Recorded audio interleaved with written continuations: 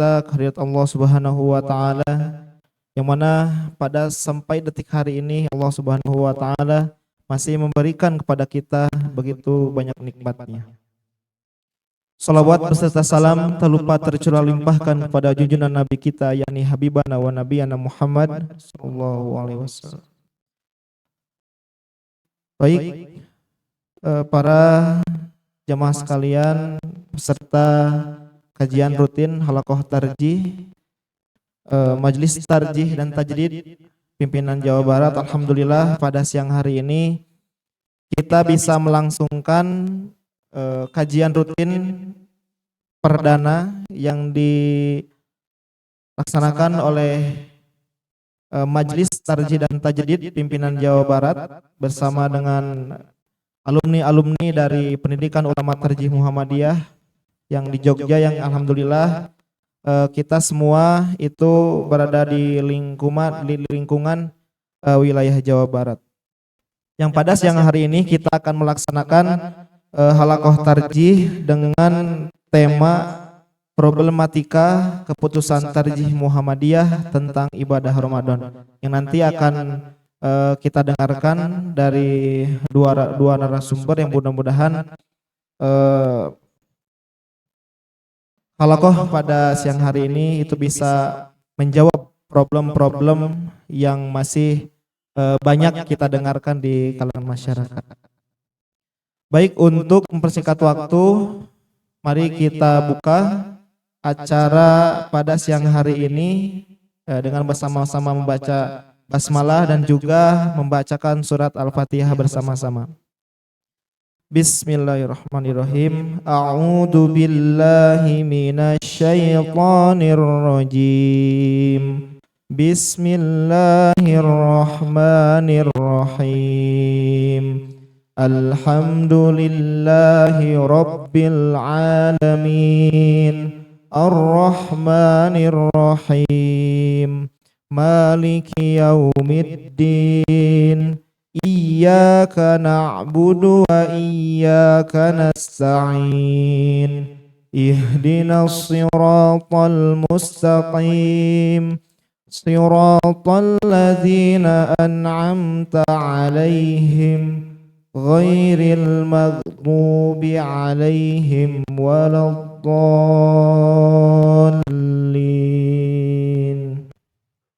Sadaqallahul adzim, sadaqallahul adzim.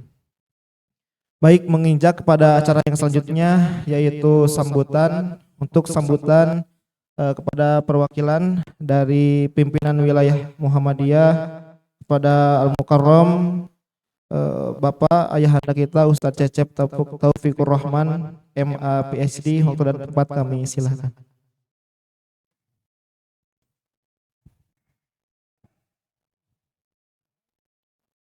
Baik, terima kasih banyak. Bismillahirrahmanirrahim. Assalamualaikum warahmatullahi wabarakatuh. Alhamdulillah, salatu wassalamu ala rasulillah Muhammadin bin Abdillah wa ala alihi wa ashabihi wa mawalah, amma ba'd. Yang kami hormati Ustaz Dr. Dudu Hermawan MAG selaku narasumber kita pada siang hari ini, sekaligus juga beliau Ketua Divisi Pengembangan Fatwa Majelis Tarjih dan Tajdid PWM Jawa Barat. Juga yang kita hormati bersama Ustadz Sofwan Nur SAG MPD selaku narasumber kita kedua pada siang hari ini. Beliau adalah salah satu alumni Pendidikan Ulama Tarjih Muhammadiyah Yogyakarta yang sekarang mengabdi di pesantren Darul Arqam Muhammadiyah Garut. Juga yang kami hormati Pak Ustadz Usep, Ketua Majelis Tabligh PWM Jawa Barat. Subhanallah, itu satu-satunya keluarga ketua majelis yang berkenan hadir ini pada kesempatan hari ini. Terima kasih banyak Pak Ustadz Usep. Ini menjadi contoh bagi warga persyarikatan yang lainnya. Rekan-rekan para alumni PUTM, juga Bapak Ibu para peserta kajian halaqah tarjih. Tentu saja kegiatan Halaqah Tarji ini sengaja kami desain, diadakan kembali pertama sebagai upaya menghidupkan kembali tradisi keilmuan ketarjihan di pimpinan wilayah Muhammadiyah Jawa Barat. Dan tempatnya memang diselenggarakan di Masjid Mujahidin. Jadi hari ini karena perdana kita testing the water dulu, kalau jamaahnya banyak begitu. Ke depan mungkin kita akan menggunakan aula utama masjid, ruangan utama masjid. Nah, untuk awal-awal barangkali di ruangan kecil ini, ya mudah-mudahan nanti semakin berjalan, semakin syiarnya besar, kemudian semakin menarik bagi warga persyarikatan. Jadi ini adalah salah satu tindak lanjut juga dari daurah tarjih yang kemarin dilaksanakan oleh PWM atau oleh Majelis Tarjih PM Jawa Barat yang juga bersamaan dengan Majelis Tabligh PM Jawa Barat di Pesantren Amanah Muhammadiyah Tasikmalaya. Dan insya Allah Bapak Ibu, Halaqah Tarjih ini akan dilaksanakan setiap Jumat pertama di bulan Hijriah. Kecuali sekarang sudah mulai tengah-tengah karena perdana ya. Jadi insya Allah di Ramadan akan dilaksanakan di Jumat pertama bulan Ramadan, Syawal, dan seterusnya akan dilaksanakan di Jumat pertama setiap bulan Hijriah. Sehingga menjadi ciri khas kajian ini. Kemudian yang menjadi narasumbernya adalah pengurus-pengurus Majelis Tarjih PM Jawa Barat atau para ahli yang dianggap relevan dengan tema yang diangkat. Dan kami akan selalu melibatkan alumni-alumni PUTM yang sekarang ada di Jawa Barat. Jadi luar biasa Bapak Ibu, hasil daurah kemarin di Tasik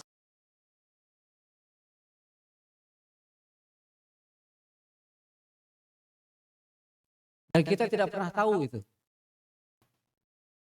Jadi selama ini kita selalu berteriak-teriak kekurangan ulama yang sudah jadi nggak diurus. Tidak diurus, tidak diwadahi, tidak dirangkul. Sehingga begitu selesai dari PUTM, mereka kembali mengabdi selesai tos weh. Dan keterampilan ketarjihannya pelan-pelan itu kemudian tumpul. Karena yang menjadi istimewa program PUTM dari S1 yang lainnya itu karena adik-adik kita di PUTM itu dilatih untuk menjadi seorang mujtahid. Gitu. Bukan hanya keilmuan keislaman biasa, tapi dipersiapkan menjadi seorang mujtahid. 4 tahun mereka belajar Bapak Ibu. Sudah jadi, tidak kita urus, tidak kita perhatikan. Ini kelirunya 2 kali. Kalau yang keliru yang pertama itu butuh ulama, tapi tidak ngurusi, tidak mempersiapkan, itu salah pertama. Yang lebih salah lagi, sudah ada, tidak diurus. Padahal sepengetahuan kami, untuk bisa masuk ke PUTM di Yogyakarta itu kan harus dapat rekomendasi ya dari PWM masing-masing. Jadi ketika mendaftar dikasih rekomendasi, setelah lulus tidak diaku sebagai anak kandungnya, berarti tara diteang. Tidak pernah dijenguk gitu selama belajarnya itu. Harusnya kan itu disemai. Istilahnya kalau tumbuhan itu ditanam, diperhatikan barangkali ada hama ya kan, butuh pupuk, butuh air, terus disemai sehingga ketika pulang itu mereka tidak merasa asing bagi kita. Oleh sebab itu ini adalah ikhtiar kecil yang dilakukan oleh Majelis Tarjih dan Tarjih PM Jawa Barat, ya, juga Majelis Tabligh, dan otomatis kalau bisa tarjih pasti mahir tablignya juga gitu ya. Pasti ini Majelis Tabligh dan Majelis Tarjih itu tidak akan bisa dipisahkan. SDM-nya pasti akan sama itu juga. Jadi ikhtiar kecil ini kami lakukan untuk merangkul, mewadahi ya, adik-adik kita yang merupakan alumni pendidikan ulama tarjih Muhammadiyah di Yogyakarta, ya, dengan tetap berada pada tempat mereka mengabdi di tempatnya masing-masing begitu. Sehingga ada 2 wadah yang kami siapkan untuk adik-adik para alumni PUTM. Pertama adalah di Halaqah Tarjih ini, gitu ya. Jadi setiap pertemuan akan selalu salah satu alumni PUTM akan menjadi narasumber pendamping. Itu kaderisasi kepentingan. Yang kedua adalah kajian-kajian fikih tarjih yang kami sudah mengumpulkan ada sekitar 15 isu-isu modern yang perlu dikaji. Itu nanti akan diberikan kepada teman-teman berdiskusi secara rutin meskipun secara online. Jadi supaya keterampilan ketarjihannya tidak tumpul kalau kata Al-Ghazali. Jadi kalau pisau setelah diasah dimasukin ke tempatnya pasti berkarat. Kalau dia dipakai asah lagi maka pedang itu akan semakin tajam. Apalagi otak manusia. Harapan kita begitu supaya kekhawatiran kita kekurangan ulama itu insya Allah terjawab. Dan di Jawa Barat juga kita sudah punya PUTM, PUPM ya Bapak Ibu sekalian yang ada di Universitas Muhammadiyah Bandung, di Cibiru, di Manisi. Itu juga sengaja kita rintis untuk menyuntik salah satu bolong yang kita perlu tambal di Persyarikatan Muhammadiyah. Jadi sekali lagi terima kasih pada Bapak Ibu yang sudah hadir di majelis ilmu ini. Mudah-mudahan menjadi amal soleh kita semua, baik yang memberikan materinya, yang menjadi mustaminya, yang menyelenggarakannya. Mudah-mudahan catat sebagai amal soleh yang menjadi penjemput rahmat dan ridho Allah Subhanahu wa taala karena kita bertolabul ilmi pada hari ini. Sekali lagi terima kasih atas kehadirannya. Ustaz Ridho terima kasih. Ustaz Sofwan terima kasih. Bapak Ibu terima kasih. Demikian yang dapat kami sampaikan. Assalamualaikum warahmatullahi wabarakatuh. Wassalamualaikum warahmatullahi wabarakatuh.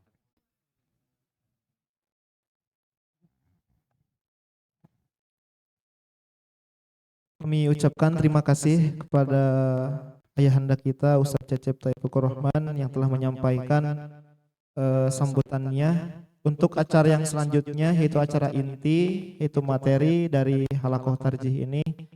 Untuk ini akan ada yang memandu, ya, moderator pada Mukarram Ustaz Ahmad Zahwan. Ini salah satu kader muda Ibu. Ya, beliau anggota Majelis Tarjih dan Tajdid pimpinan daerah Muhammadiyah Kabupaten Tasikmalaya. Alumni PUTM juga Ibu. Pada Mukarram Ustaz Azmi, waktu tempat kami silahkan.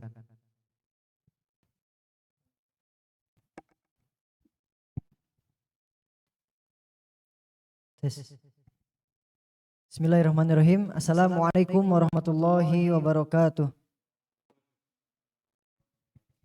Innal hamdalillah nahmaduhu wa nasta'inuhu wa nastaghfiruhu wa na'udzubillahi min syururi anfusina wa min sayyiati a'malina may yahdihillahu fahuwal muhtad wa may yudlil falan tajid lahu waliyyan mursyida.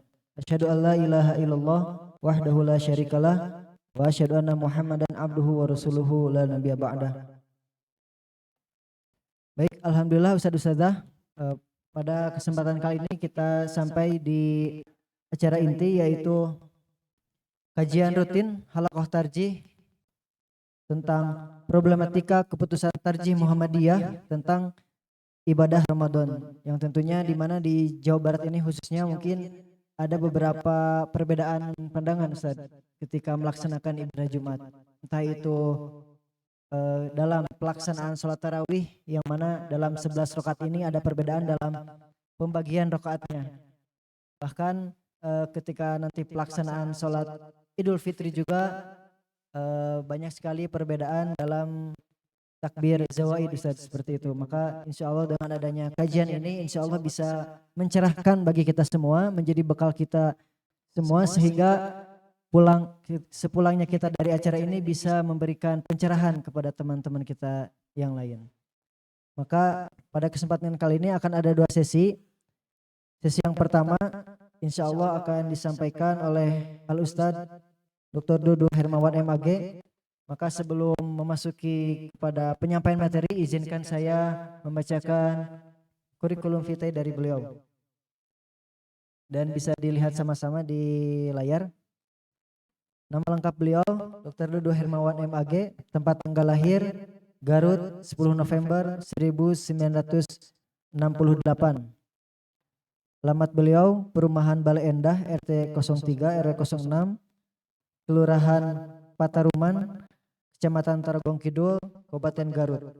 Nomor telepon 0823 1624 5004. Kemudian riwayat pendidikan beliau, program S1 Pendidikan Bahasa Arab IAIN Sunan Gunung Jati Bandung. Kemudian program studi S2 Filsafat dan Pemikiran Islam IAIN Imam Bonjol Padang, dan program studi S3 Pendidikan Umum dan Karakter UPI Bandung. Selanjutnya pengalaman organisasi beliau, yaitu yang pertama pimpinan wilayah Muhammadiyah Jawa Barat Majelis Tarjih dan Tajdid tahun 2005 sampai 2010.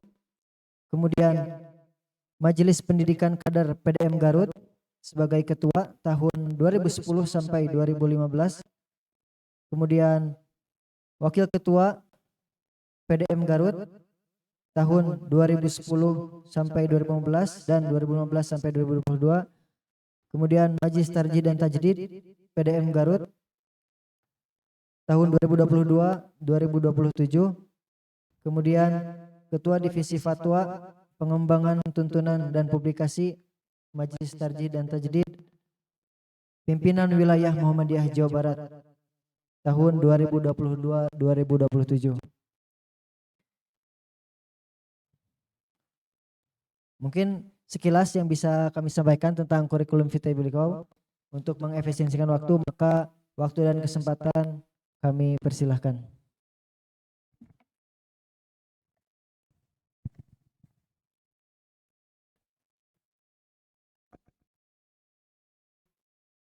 Assalamualaikum warahmatullahi wabarakatuh. Alhamdulillahilladzi qad akhrajana ta'ijal fikri li arbabil hija musallian ala rasulil mustafa wa alihil mustakmilina syarafa.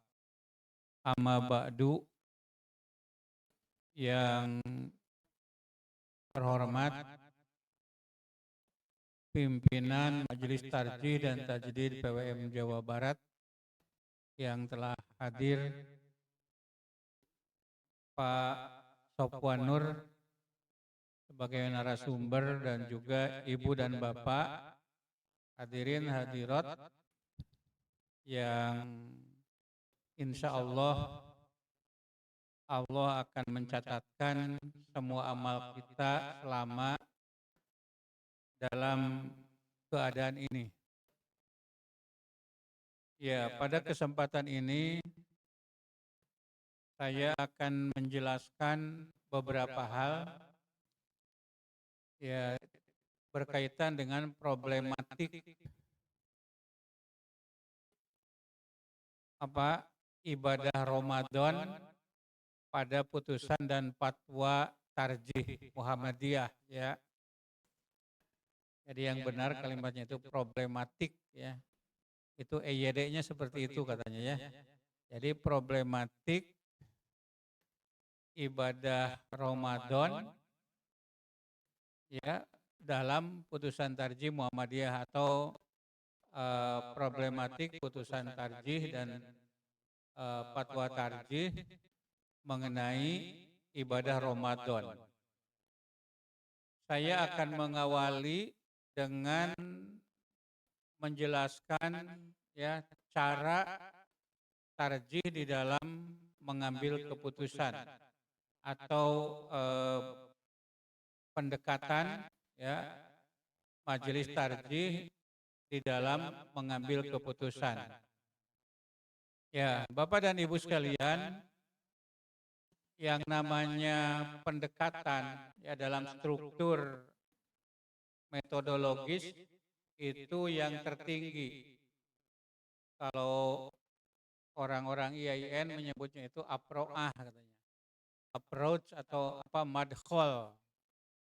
Ya. Jadi pendekatan. Pendekatan itu terdiri dari berbagai strategi. Strategi terdiri dari berbagai teknik. Ya, teknik terdiri dari berbagai instrumen. Jadi yang paling tinggi itu pendekatan, lalu strategi, lalu metode, lalu teknik, lalu yang terakhir adalah instrumen gitu. Nah itu kalau kita menentukan langkah-langkah ya dalam mengambil keputusan dalam bidang keilmuan. Ya, pendekatan ya yang sudah kita ketahui bersama itu ada pendekatan bayani ya. Ya ini samalah dengan kalau dalam tafsir itu tafsir bil maksur ya, menafsirkan Al-Qur'an dengan Quran, menafsirkan Al-Qur'an dengan hadis, menafsirkan Al-Quran dengan fatwa sahabat, ya dan seterusnya begitu. Nah, kemudian menggunakan usul fikih dan pendekatan kebahasaan. Nah, ini yang disebut dengan pendekatan bayani. Nah, kemudian yang kedua yaitu pendekatan burhani. Ya, tafsir bil ma'qul ya kalau dalam tafsir. Nah, itu ada beberapa. Pertama yaitu melakukan analisis logis. Nah, kemudian yang kedua dengan menggunakan pendekatan saintifik. Nah, lalu yang berikutnya yaitu mengenai manfaat ya dari segi keilmuan, berbagai disiplin ilmu. Nah, saya pernah mencoba menafsirkan Al-Quran dengan pendekatan bayani, burhani, dan irfani. Nah, irfani itu yaitu pendekatan batin, rasa atau zauk ya, tafsir tafsir isyari, ya menafsirkan dengan pendekatan batin. Nah, Bapak dan Ibu sekalian, itu pendekatan yang digunakan oleh Muhammadiyah. Buya Cecep menyampaikan ya yang kurang di kita itu adalah pendekatan irfaninya. Ya, karena Muhammadiyah itu dipandang anti ya, kalau bukan anti mungkin ya, tidak menerima atau tidak terpengaruh oleh tasawuf. Nah, tetapi ini perlu dibedakan. Dalam kajian keilmuan, tasawuf itu ada tasawuf falsafi atau tasawuf syi'i, dan ada tasawuf amali atau tasawuf sunni. Saya kira kalau tasawuf amali atau tasawuf sunni itu tidak bertentangan dengan ruh Muhammadiyah. Nah, jadi itu yang perlu ditegaskan. Nah, kemudian selanjutnya yang ada di makalah, ini boleh mungkin Buya makalahnya disebarkan kepada teman-teman yang hadir ya. Nah, ada beberapa metode. Yang pertama yaitu metode bayani. Ya, sama seperti tadi ya, memahami teks keagamaan itu dengan Al-Quran, dengan hadis, ya dengan fatwa sahabat, kemudian dengan berbagai pendekatan disiplin keilmuan Islam, apakah itu usul fikih atau ulumul Quran, ulumul hadis, dan kebahasaan. Nah, kemudian yang kedua yaitu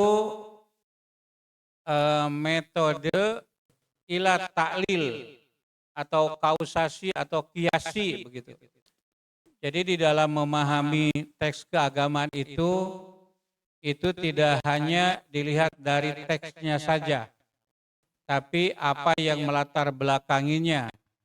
Katakanlah kalau dalam Al-Quran itu ada asbabul nuzul, kalau dalam hadis itu ada al-asbabul duhur, asbabul wurud ya. Kemudian kalau yang berkaitan dengan peristiwa atau fenomena sosial, itu asbabud duhurnya. Jadi apa alasannya? konteksnya itu apa. Nah, di sini kita bisa menggunakan pendekatan hermeneutik ya. Kalau dalam filsafat, dalam memahami teks-teks keagamaan itu dengan pendekatan hermeneutik gitu.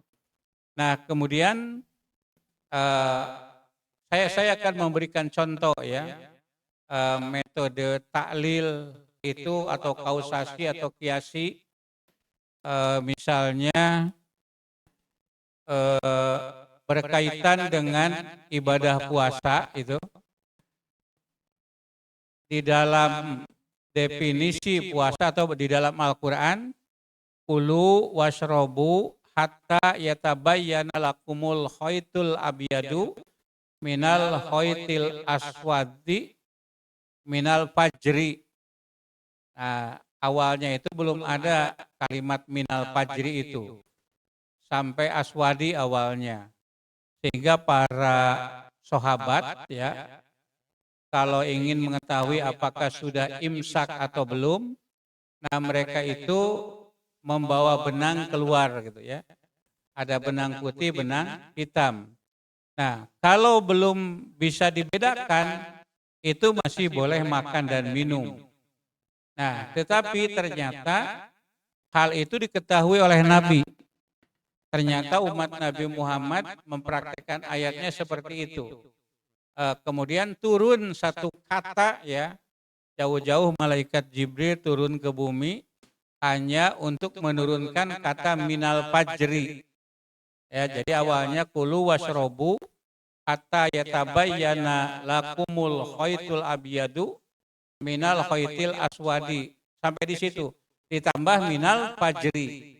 Jadi kalau ditanya mana ayat yang paling pendek diturunkan oleh Allah kepada Nabi melalui malaikat Jibril, yaitu kata minal fajri. Ya, apa itu alasannya? Ya tadi kaum muslimin melihat benang putih dan benang hitam untuk menentukan apa waktu subuh. Nah, ternyata yang dimaksud benang putih itu fajar. Fajarnya itu fajar sodik begitu ya. Nah, yang hitam itu adalah kegelapan malam. Jadi kalau sudah terbit fajar, maka saatnya imsak gitu. Kemudian selanjutnya ada kalimat ilal laili sampai malam. Nah, jadi dari dari mulai terbit fajar puasa itu sampai terbenam matahari. Nah, yang nanti kemudian timbul pertanyaan, bagaimana kalau di daerah yang misalnya siangnya 6 bulan gitu, ya matahari tidak tenggelam-tenggelam, atau malamnya 6 bulan, atau ada daerah di Rusia itu yang siangnya hanya 1 jam atau 2 jam, ya baru saja makan sahur sudah maghrib lagi. Nah, apakah itu puasa seperti itu? Nah, lalu apa yang menjadi ilat ya? Kulu washrobu dan seterusnya. Itu adalah batas kemampuan manusia, katakanlah 6 jam itu adalah waktu yang cukup ya, energi dari makan sahur itu. Jadi makan sahur itu kekuatannya 6 jam. Nah, 6 jam lain apa itu? Ya puasanya itu dari jam 12 sampai maghrib gitu. Nah, itu. Sekarang bagaimana kalau tadi ada yang siangnya 23 jam, atau ada yang siangnya cuma 1 jam atau 2 jam? Ya, bagaimana kalau kita ingin puasanya ringan, ke daerah Murmansk kalau tidak salah di Rusia itu, ya kalau madhab Hanafi kan itu dibolehkan. Ya, siang hari suami istri ingin melakukan hubungan suami istri. Kalau saya dari Garut ya, pergi dulu ke Nagreg itu kan sudah beda daerah. Nah, itu boleh membatalkan puasa dan boleh melakukan hubungan suami istri kalau Hanafi itu seperti itu. Pandangannya seperti itu. Nah, jadi ilat itu penting. Nah, kemudian yang terakhir yaitu metode istislahi, ya. Nah, istilah istislahi itu ada beberapa sumber kalau di persyarikatan atau manhaj tarjih, yaitu para tekstual, tapi tidak semuanya. Yang diantaranya yang pertama al-maslahatul mursalah, yang kedua istihsan, kemudian yang ketiga sadud dari'ah atau sadud daro'i begitu. Nah, itu metode istislahi. Kalau apa yang saya sebutkan itu bukan sebagai sumber ajaran Islam yang para tekstual, tetapi sebagai metode di dalam memahami teks selain Al-Quran dan Al-Hadis. Ya, jadi yang termasuk qiyas. Dan ditambah lagi yaitu maqasidus syariah. Nah, jadi maqasidus syariah itu termasuk kepada metode istislahi. Nah, ini dapat dilihat oleh Bapak dan Ibu sekalian di dalam makalah yang sudah disebarkan begitu ya. Nah, ini oleh para mubalik, ya Bapak Usep, yaitu boleh disampaikan kepada para mubalik, ya, karena awalnya melakukan kajian ini bahwa penting untuk para mubalik selama Ramadan, ya. Jadi majelis tarjih yang memproduksinya, produsennya, ya. Kemudian majelis tablik marketingnya begitu ya. Majelis tablik pabriknya, ya, produsennya. Nah, maka majelis tablik itu sebagai marketingnya. Nah, itu silakan untuk dibaca itu.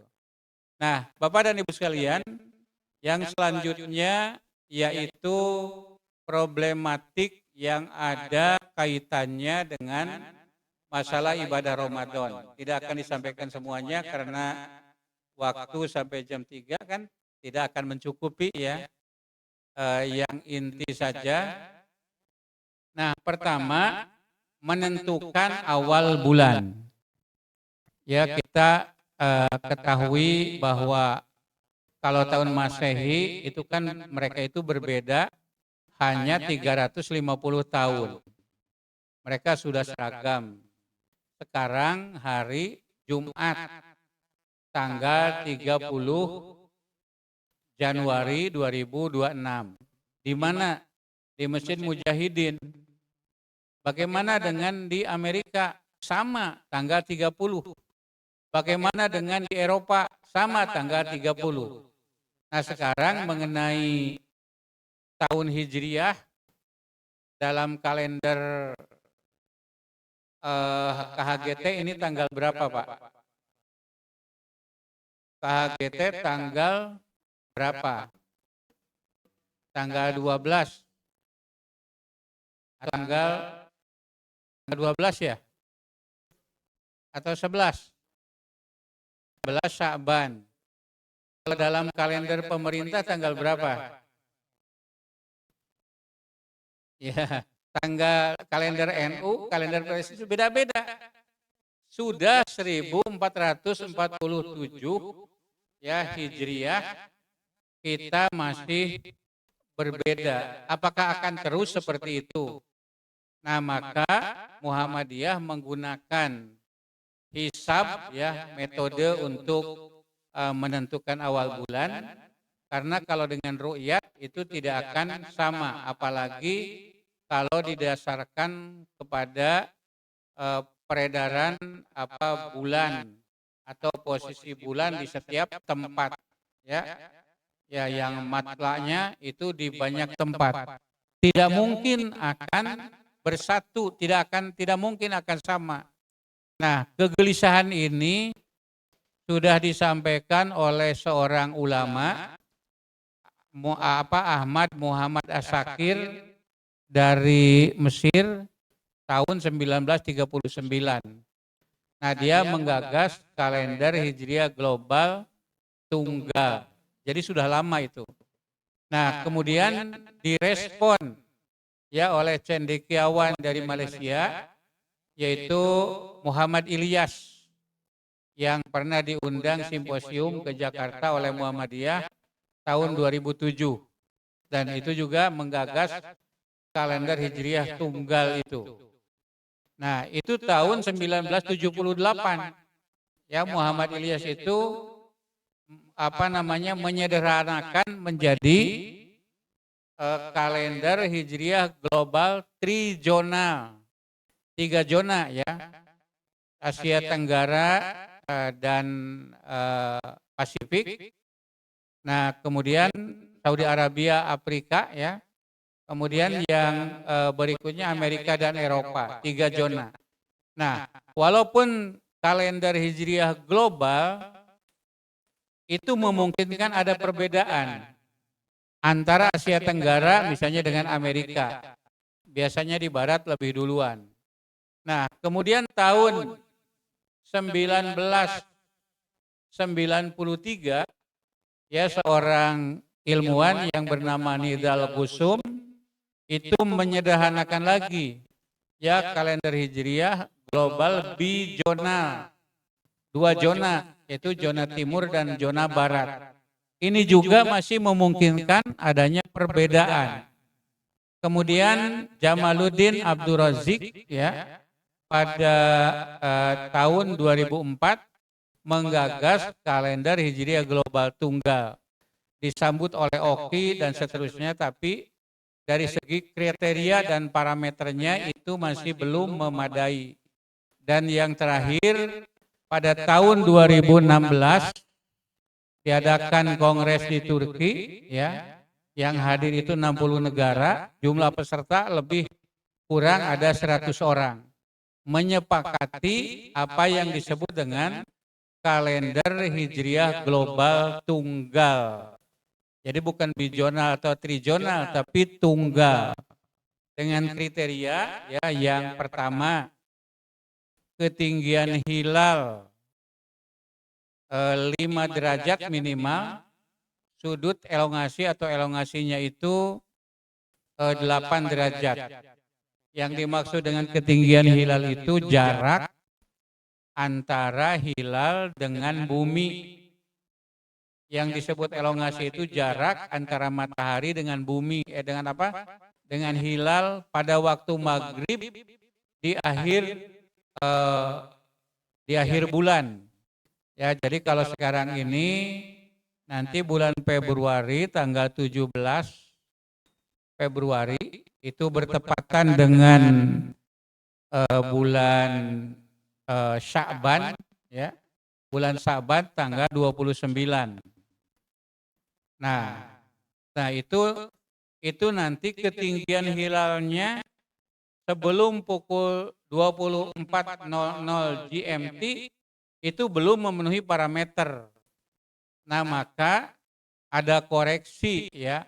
Masih bisa dilihat dengan ketentuan pertama ya terjadinya ijtima atau konjungsi yang di dalam Al-Qur'an disebutkan wal qamaro qadarnahu manazila hatta ada kal urjunil qadim. Nah, itu urjunil qadim itu artinya apa?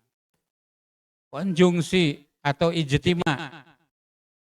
Bagaikan tandan tua. Matahari, bulan dan bumi berada pada garis lurus ya berdekatan, itu namanya urjunil qadim. Nah, berarti itu sudah akhir bulan. Nah, kriteria pada KHGT akhir bulan itu apabila terjadi ijtima ya dan kriteria yang tadi ketinggian hilal dan elongasi 58 tadi itu apabila terjadi ijtima sebelum pukul 24.00 GMT. Nah, ini artinya apa? Akhir bulan itu apabila sudah terjadi ijtima ya sebelum pukul 24 dengan kriteria yang disebutkan tadi.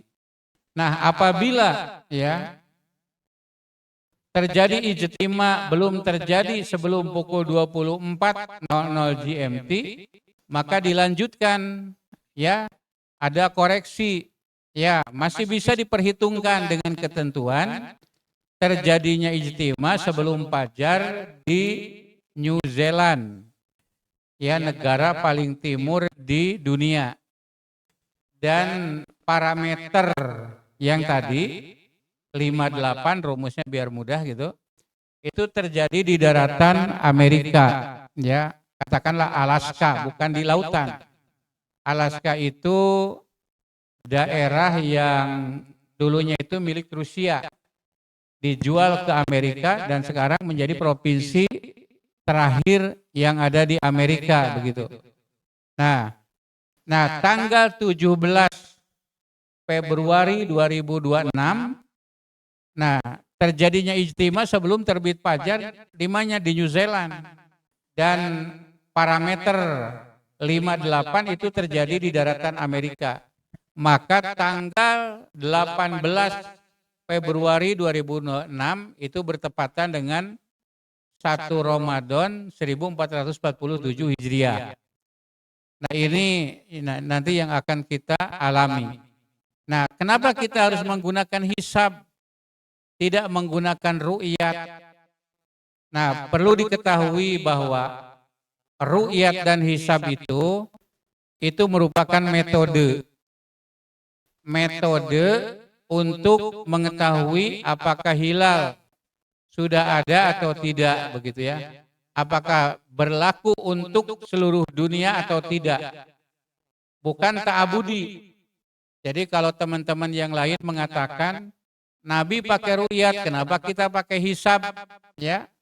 Nah, jadi ru'yat dan hisab itu metode. Nah, kita tinggal memilih metode mana yang paling tepat, yang memungkinkan untuk menyatukan seluruh dunia. Nah metodenya itu hisab. Ya kata Gus Baha, ini tokoh dari NU ya. Hisab itu adanya di dalam Al-Quran. Kalau ru'yat adanya di dalam hadis. Kenapa ru'yat pada zaman Nabi tidak hisab? Ada hadis yang mengatakan inna ummatun umiyatun. Sesungguhnya kami itu umat yang ummi. Ummi itu buta huruf. La naktubu wala nahsubu, yang tidak bisa menulis dan tidak bisa berhitung, tidak bisa hisab. Asyahru hakadha wa hakadha, 1 bulan ini sekian dan sekian. Marotan tis'atan wa isrin, ya kadang-kadang 29 hari, wa marotan salasin, dan kadang-kadang 30 hari. Nah, jadi Nabi mengatakan kami umat yang ummi itu dalam menentukan bulan itu. Makanya dengan cara apa yang paling sederhana? Ya, yaitu dengan melakukan ru'yah. Dengan melihat. Ya, ada buku yang berjudul What is Science ya. Apa itu sains atau hakikat sains?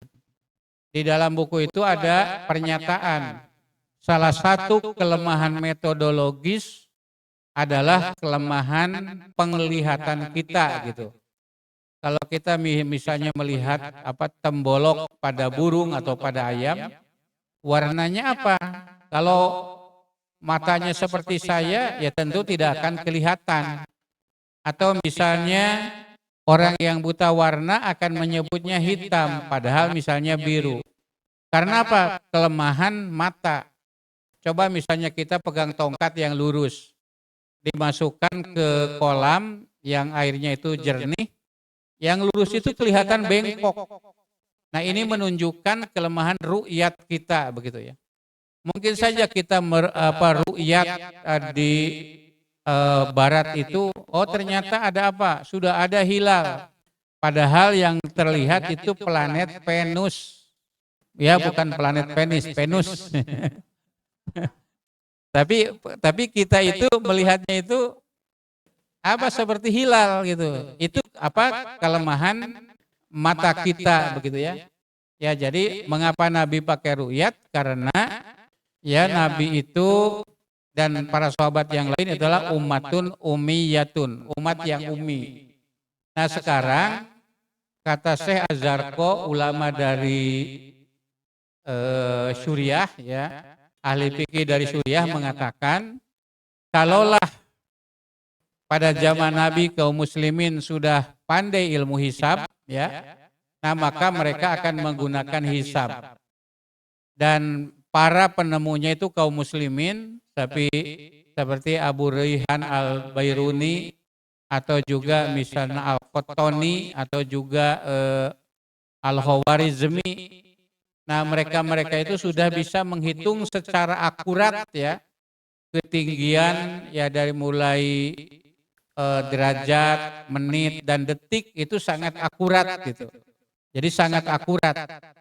Nah, berdasarkan Al-Qur'an, wa ja'alna kulla syai'in biqadarin.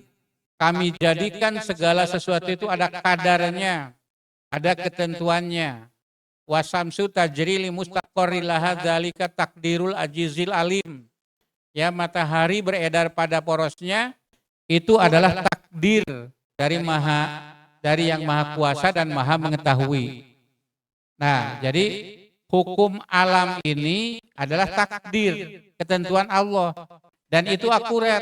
La tabdila li khalqillahi tahwila, tidak akan ada perubahan. Nah, kalau ketentuan itu tidak pasti, kita repot. Ya, jadi mempelajari ilmu alam artinya mempelajari takdir Allah. Mempelajari ilmu sosial berarti mempelajari sunnatullah. Baik takdir ataupun sunnah itu pasti. Lalu ada orang yang mengatakan ilmu sosial itu tidak pasti. Bukan tidak pasti, ya, tetapi pengetahuan manusia tentang ilmu sosial itu sangat lemah karena terlalu banyak variabel yang harus dipelajari. Sebetulnya pasti juga gitu ya. Itu sudah pasti. Misalnya begini, saya beri contoh ya. Kalau bapak-bapak memandang seorang perempuan, kemudian memejamkan mata 1/6 detik sambil menundukkan kepala, kemudian bangkit sambil tersenyum. Itu menunjukkan cinta, begitu ya. Ya, coba saja lihat seperti itu. Nah, itu sudah pasti itu. Ya, itu di dalam ilmu sosial. Hanya berbagai variabel tidak kita pahami. Nah, jadi Bapak dan Ibu sekalian, kenapa hisab yang Al-Quran menyebutkan lita'lamu adada sinina walisab agal kalian dalam surat Yunus. Ini terburu-buru Pak Sofwan ya. Berapa? 5 menit lagi boleh. 5 menit lagi ya Pak ya. 5 menit lagi ada lagunya itu. Ya huwaladzi ja'ala syamsa diya'a wal qamara nura wa qaddarahu manazila lita'lamu adada sinina wal hisab. Nah, di dalam ayat ini diciptakannya matahari, bulan yang beredar ya pada manzilah atau siklusnya begitu ya. Untuk apa? Lita'lamu adada sinin. Untuk mengetahui bilangan tahun-tahun. Ya, sebulan oke kudu ningali heula ya. Ibu-ibu sudah, bapak-bapak sudah berangkat ke masjid untuk taraweh, nunggu sidang isbat dulu. Ternyata tarawehnya enggak jadi ya. Kemudian ibu-ibu sudah masak opor, ternyata lebarannya enggak jadi. Bagaimana kita bisa mengetahui adada sinin, bilangan tahun-tahun, sebulan saja? Nah, kalau kita mau konsisten, misalnya orang harus ru'yat, dan zaman Nabi juga ru'yat. Nah, zaman Nabi itu ada kubah di atas. Fungsinya itu untuk ru'yat. Jadi kalau jangankan tiap bulan ya, tiap hari saja waktu sholat, kalau ingin lihat subuh, lihat sudah fajar belum. Ya, kalau mau zuhur, lihat dulu matahari sudah di atas belum. Kemudian kalau mau asar, ru'yat dulu. Apakah bayang-bayang sudah sama dengan bendanya atau belum? Maghrib juga ru'yat lagi. Jadi Bilal bin Robah ya, itu setiap waktu itu melakukan ru'yat. Nah, kalau harus ru'yat ya harus konsisten ya. Jadi jangan pakai hisab. Sekarang kan menentukan waktu, misalnya zuhur kan pakai jam sekarang. Jamnya juga yang ada di HP Android. Karena jam dinding kadang-kadang ya telat karena baterainya lemah ya, atau harga jamnya murah gitu. Itu beda dengan yang mahal. Nah, ada kesepakatan di Kementerian Agama, jam yang akurat itu jam yang ada pada HP Android. Nah, Bapak dan Ibu sekalian, yang berikutnya dipercepat saja gitu ya, mengenai puasa kaitannya dengan perkara-perkara medis ya. Apakah suntik itu membatalkan puasa? Apakah vaksin itu membatalkan puasa? Apakah pel, KB, macam-macam membatalkan puasa atau tidak? Saya hanya ingin menyampaikan satu kaidah saja. Ya, ma wasola ilal jaufi min manpadin mabtuhin yuktiru. Ya. Jadi apa yang bisa sampai ke kerongkongan ya dari lubang yang terbuka, maka dia membatalkan puasa. Jadi apakah pel, apakah suntikan, kalau masuk kepada mulut atau melalui pembuluh darah itu membatalkan puasa. Ya, kalau tidak melalui pembuluh darah atau melalui kerongkongan itu tidak membatalkan puasa. Vaksin bagaimana? Tidak melalui pembuluh darah, tidak melalui kerongkongan, tidak mengenyangkan. Bagaimana kalau pil KB? Pil KB masuk mulut, membatalkan puasa. Bagaimana kalau pasang spiral, IUD, yang satu lagi implan, itu tidak masuk ke pembuluh darah, jadi tidak membatalkan puasa gitu ya. Nah, selanjutnya bagaimana kalau cuci darah? Nah, itu kalau dia akan melemahkan, nah itu diwajibkan mungkin tergantung kondisinya ya, kondisi medisnya. Itu bisa membatalkan puasa. Nah, kemudian yang terakhir Bapak dan Ibu sekalian, kalau dibahas itu ada 7 poin, masing-masing yang 7 itu rata-rata ada 3 poin, berarti ada 21 masalah lebih ya, tidak mungkin dibahas semuanya. Yang terakhir yaitu mengenai niat. Bagaimana kalau niat itu tidak dilaksanakan pada malam hari? Ya, ada di dalam hadis dikatakan man lam yubayyitis siyama fala siyamalahu. Barang siapa yang tidak niat malam hari ya di bulan puasa maka tidak sah puasanya. Nah, dalam hal ini ada beberapa pandangan di kalangan ulama ya. Pandangannya seperti ini. Kalau Imam Syafi'i jelas tidak sah puasanya. Tidak sah puasa tapi tidak boleh membatalkan. Nah, tapi kalau menurut Imam Malik dan Ahmad bin Hambal, ya pokoknya niatnya itu boleh dari awal Ramadan. Dan ini dianut oleh Majelis Tarjih Muhammadiyah. Berdasarkan ayat, man syahida minkumus syahra fal yasumhu. Barang siapa yang hadir tidak berpergian pada bulan Ramadan, maka hendaklah dia puasa. Nah, jadi harus niatnya itu dari awal. Niat tiap malam itu lebih bagus. Tapi kalau niat awal untuk 1 bulan, karena sepaket ya berbeda dengan yang lain, ini sepaket berarti sah niatnya untuk yang pertama saja, untuk selama 1 bulan begitu ya. Nah, yang itu yang terakhir pertama, terakhir kedua. Yang tadi belum Pak, belum sampai begitu ya.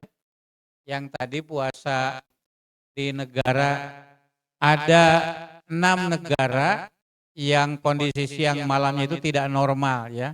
Ada 6 negara itu. Nah, yang 6 negara itu bagaimana? Yang tadi yang menjadi patokan kekuatan makan sahur itu 6 jam. Berarti puasanya itu 6 jam lagi. Nah, berarti daerah yang tidak normal bagaimana? Tarjih itu memutuskan dalam fatwanya, yaitu disamakan dengan daerah terdekat, ya atau dengan Mekah. Katakanlah negara-negara yang di kutub utara begitu ya, atau yang sekitarnya. Itu disamakan dengan Saudi Arabia. Atau misalnya kalau di Rusia disamakan dengan Moskow, ya karena hampir normal jamnya. Ya, Bapak dan Ibu sekalian, saya kira itu saja pengantar diskusi kita. Terima kasih. Wassalamualaikum warahmatullahi wabarakatuh.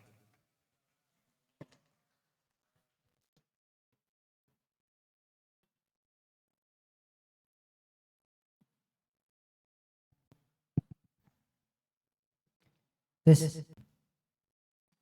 Baik, alhamdulillah untuk sesi pertama telah kita simak bersama, maka mari kita lanjut untuk sesi kedua dan kepada jamaah agar mempersiapkan mungkin bila mana ada nanti di akhir ada pertanyaan perihal materi yang disampaikan oleh kedua pemateri kita.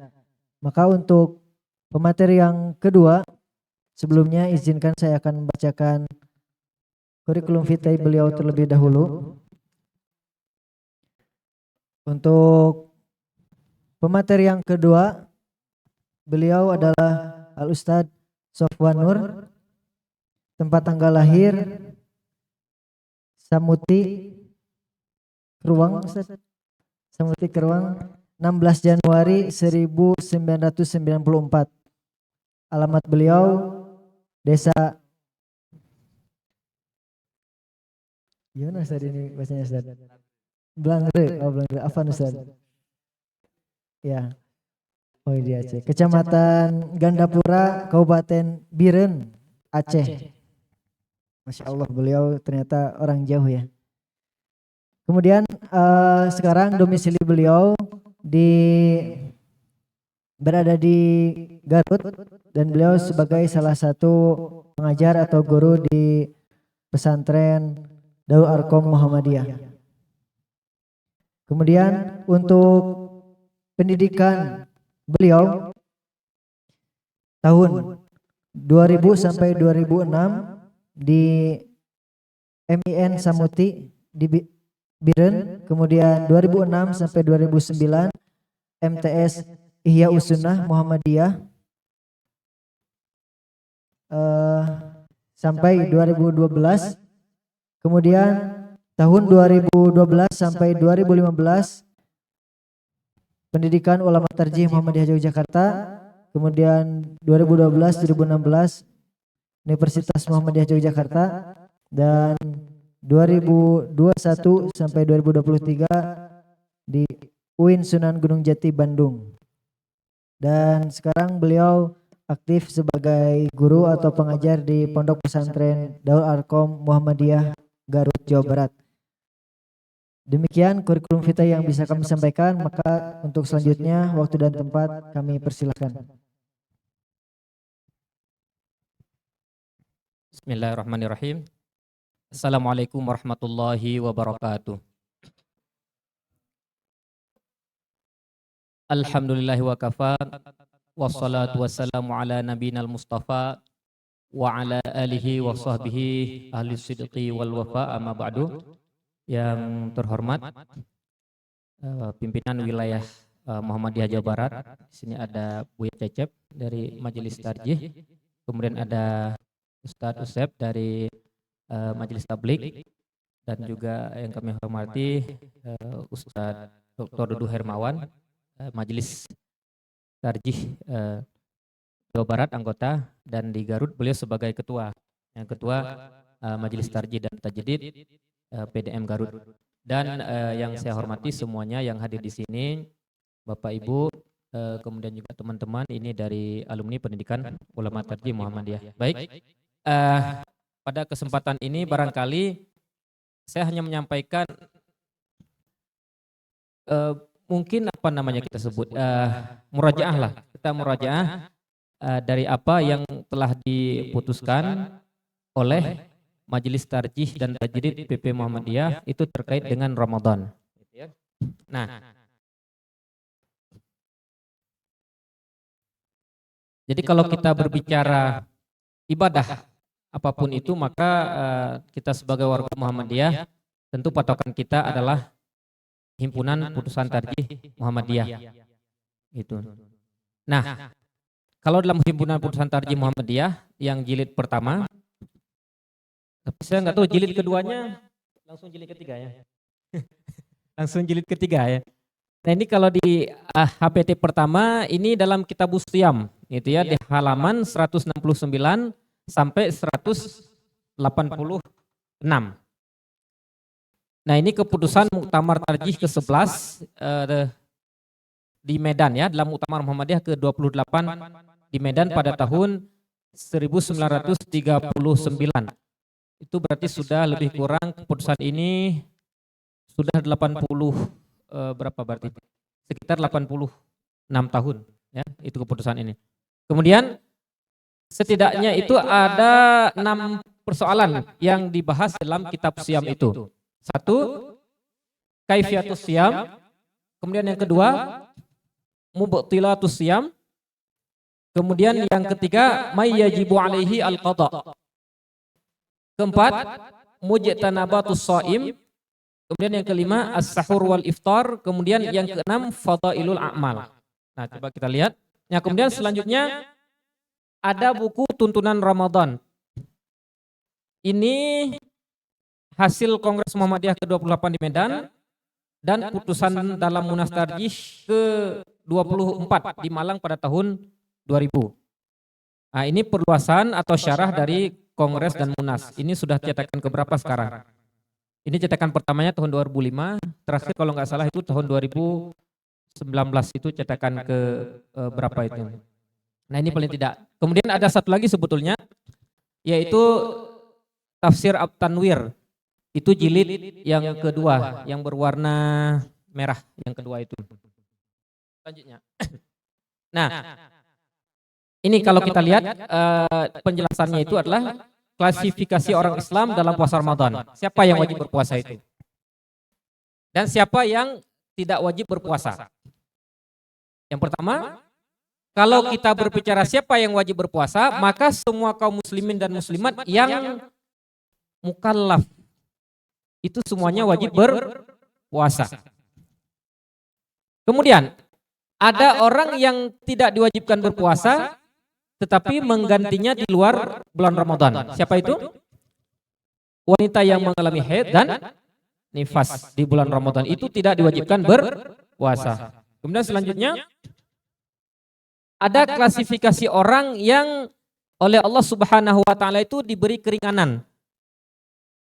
Ya, diberi keringanan, dia dibolehkan, diizinkan untuk meninggalkan puasa. Itu dapat dispensasi dari Allah Subhanahu wa taala. Siapa aja? Tetapi dengan kewajiban mengqadha di luar bulan Ramadan. Yang pertama orang yang sakit. Kemudian yang kedua orang yang sedang bepergian. Ini Al-Baqarah ayat 184. Faman kana minkum maridan au ala safar. Di situ maridan au ala safar, sakit atau dalam perjalanan. Kemudian ini putusan pada masa Covid ya. Kita lewat aja. Selanjutnya, orang yang boleh meninggalkan puasa dan menggantinya dengan fidyah sebesar 1 mud, lebih kurang 0,6 kg makanan pokok gitu ya. Itu minimalnya segitu. Siapa saja itu yang boleh meninggalkan puasa dan menggantinya dengan fidyah? Satu, orang yang tidak mampu lagi berpuasa. Misalnya karena usia lanjut. Orang yang sudah usia lanjut tidak kuat lagi untuk berpuasa. Kemudian orang yang sakitnya ini menahun.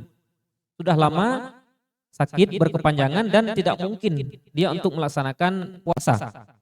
Apakah itu karena misalnya mengharuskan pengobatan atau misalnya ya harus banyak memakan makanan atau begitu.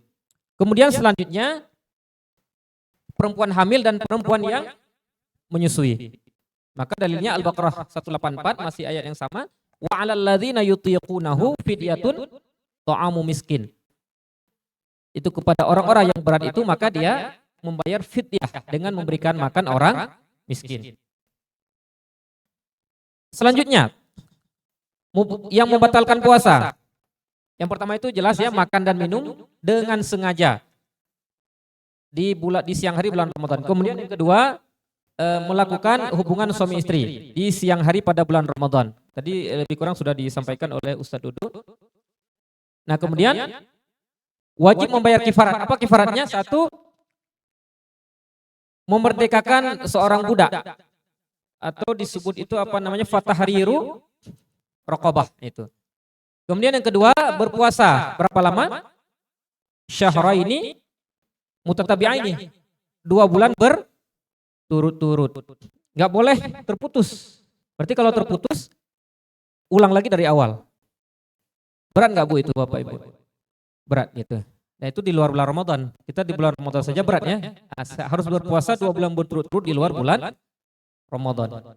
Kemudian yang ketiga memberi makan 60 orang miskin. Kemudian yang selanjutnya muntah, keluar darah haid, merokok dan kemudian onani ya, batalkan. Kemudian selanjutnya ini yang Covid. Kemudian mujtanabatus shaim. Hal-hal yang harus dijauhi oleh orang yang berpuasa. Nah, satu, berkata buruk, berkata hal-hal yang itu tidak sesuai dengan ajaran Islam. Macam-macam banyak itu. Ya bohong, fitnah, kemudian menipu, berkata kotor, mencaci maki dan saudara-saudaranya. Banyak. Yang pada intinya itu hal-hal perkataan-perkataan kotor, perkataan-perkataan yang tidak baik. Seperti itu. Kemudian yang kedua, berkumur-kumur atau istinsyak secara berlebihan. Dan yang ketiga, mencium istri di siang hari jika tidak mampu menahan syahwat. Selanjutnya, fadailul amal, hal-hal apa saja yang dianjurkan selama kita melaksanakan puasa atau hal-hal yang sangat dianjurkan diperbanyak di bulan Ramadan. Nah, dikatakan idza kana ramadhanu fa'aktsir minas shadaqah, memperbanyak sedekah. Kemudian mudarasatil Quran, mudarasah Al-Quran. Kemudian waqum qiyamal laili 11 raka'atan arba'an au masna wa salasan. Jadi arba'an masnan wa salasan. Kemudian wa'takif fil 10 awakhir. I'tikaf di 10 terakhir. Selanjutnya yang pertama itu fa'aksir sedekah tadi. Sedekah itu lebih umum sifatnya karena sedekah itu bisa materi dan non materi. Bahkan senyum pun itu sedekah begitu ya. Tetapi sesuai dengan konteksnya. Jadi kalau kita datang seperti tempat orang yang sedang terjadi bencana, maka tidak cocok sedekah itu dengan senyum. Karena yang dibutuhkan apa? Makanan, minuman, pakaian. Nah kalau kita datang senyum itu sedekah itu tidak tepat tempatnya begitu. Kemudian yang paling utama itu aftaras saim. Apa namanya aftaras saim itu? Memberikan makan kepada orang yang berpuasa. Ini hadisnya, man fattara shaiman kana lahu mislu ajrihi ghairu annahu la yanqusu min ajri shaimi syai'an. Jadi barang siapa yang memberikan makan orang yang berpuasa, dia akan mendapatkan pahala seperti orang yang berpuasa tanpa mengurangi pahala orang yang berpuasa itu sedikit pun. Selanjutnya, mudarasatul Quran, tadarus Al-Quran. Nah ini ada tilawah, ada tadarus. Ada dua istilah ini, ada tilawah, ada tadarus. Tilawah itu penekanannya kemana? Membaca Al-Quran dengan baik dan benar. Sedangkan tadarus, membaca Al-Quran dengan tartil dan tadabbur. Bukan hanya membaca, tetapi disertai dengan mengkaji isi kandungan makna Al-Quran. Begitu. Jadi tadarus itu lebih lebih dalam. Tadarus itu lebih dalam maknanya. Kemudian ini anjuran membaca Al-Quran. Disebutkan di sini tilawah lafziyah bagi umat Islam yang baru bisa baca Al-Quran dan belum lancar. Kemudian tadarus tilawah hukmiyah bagi yang sudah bisa membaca. Maka karena sudah bisa membaca, maka harus ditingkatkan. Dengan apa peningkatannya? Memahami makna-makna ayat, memahami tafsiran-tafsirannya. Tetapi kalau yang tadi belum lancar membaca Al-Quran, maka di situ dilancarkan membacanya. Kemudian, nah ini salat lail atau qiyamul lail, atau di bulan Ramadan disebut qiyamu Ramadan. Salat malam yang dilaksanakan pada bulan Ramadan. Kapan waktunya itu?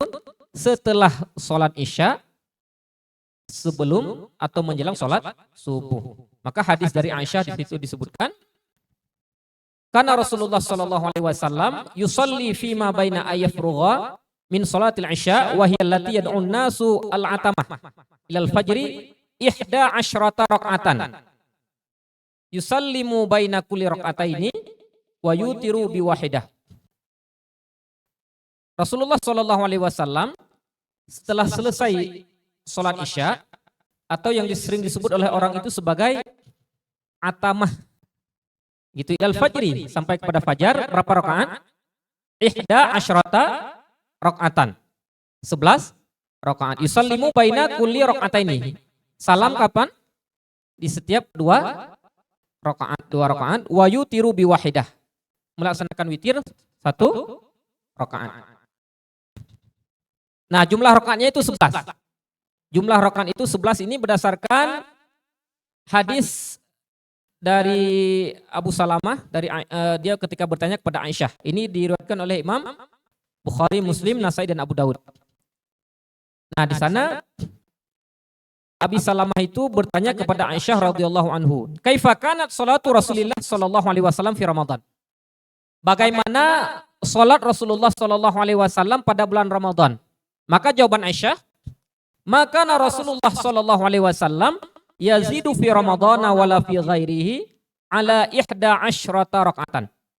Rasulullah itu tidak menambah pada bulan Ramadan dan bulan-bulan yang lain ala 11 rakaatan. Melainkan 11, tidak menambahkan lebih dari 11 rakaat. Yusolli arba'an. Beliau sholat 4 rakaat. Fala tas'al an husnihinna wa tulihinna.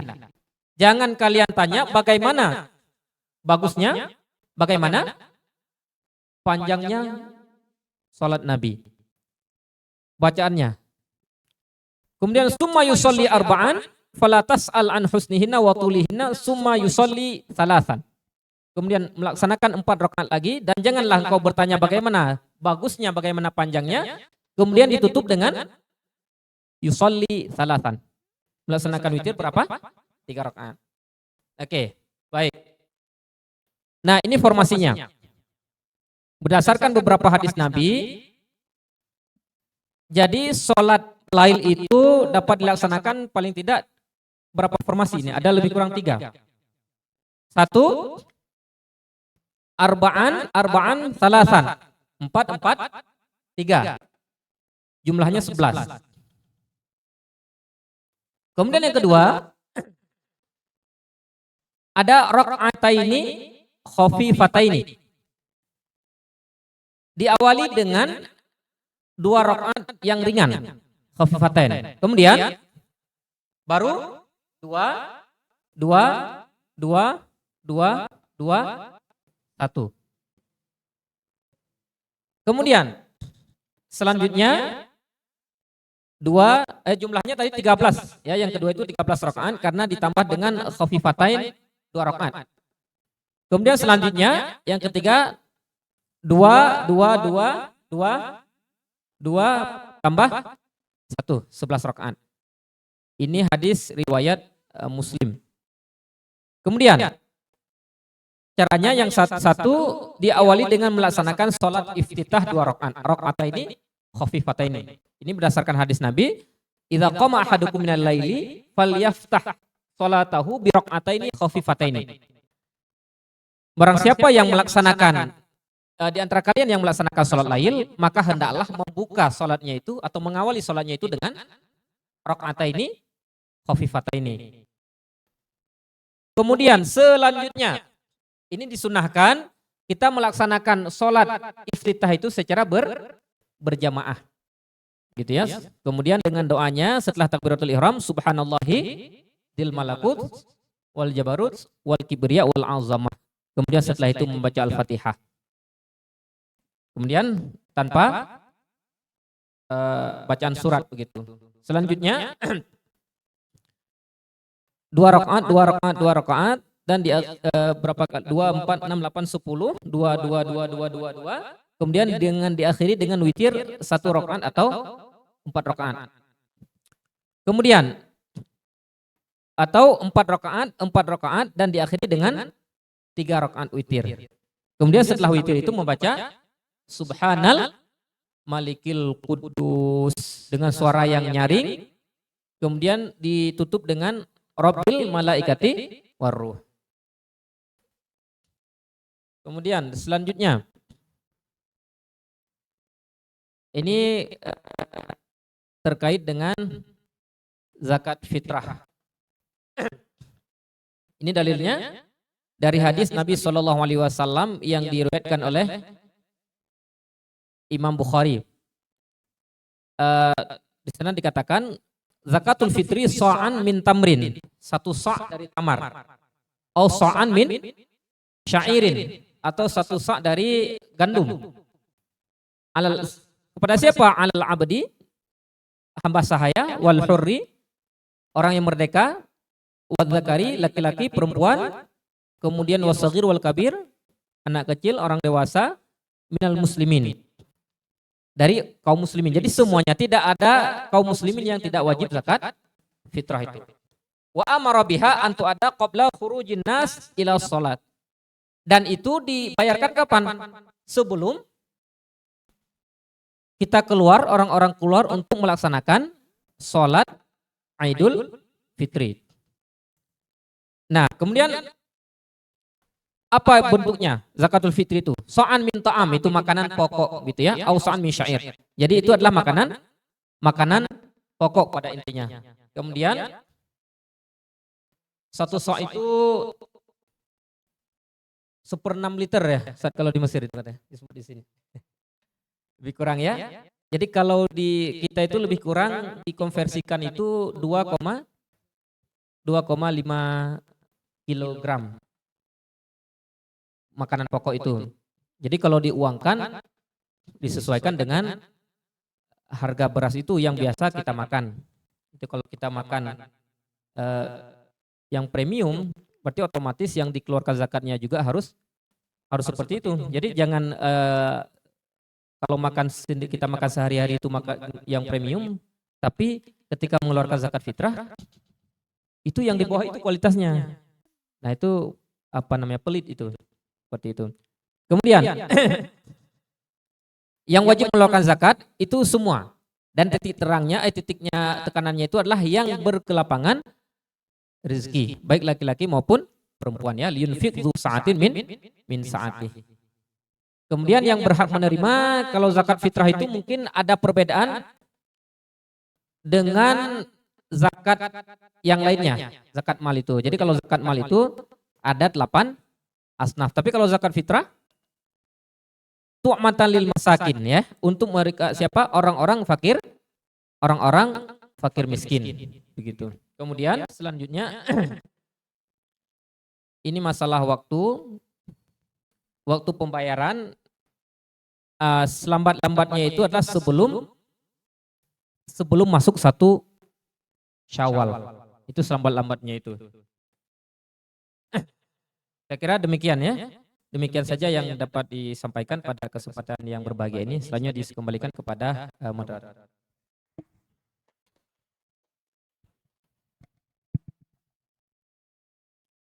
Baik, terima kasih kami ucapkan kepada pemateri 2 Al-Mukarram Al-Ustadz Safwan Nur, yang mana tadi beliau menjelaskan tentang beberapa permasalahan yang sering ditemukan ketika melaksanakan ibadah puasa di bulan suci Ramadan. Untuk selanjutnya kami persilakan kepada hadirin Ustadz Ustadzah, Bapak Ibu sekalian, bila mana yang ingin mengajukan pertanyaan. Mungkin untuk sementara kita batasi dulu untuk 2 penanya, 1 dari putra dan 1 dari putri, dan bila mana masih ada waktu insya Allah akan kita lanjut pertanyaannya. Baik, untuk pertanyaan pertama dari pihak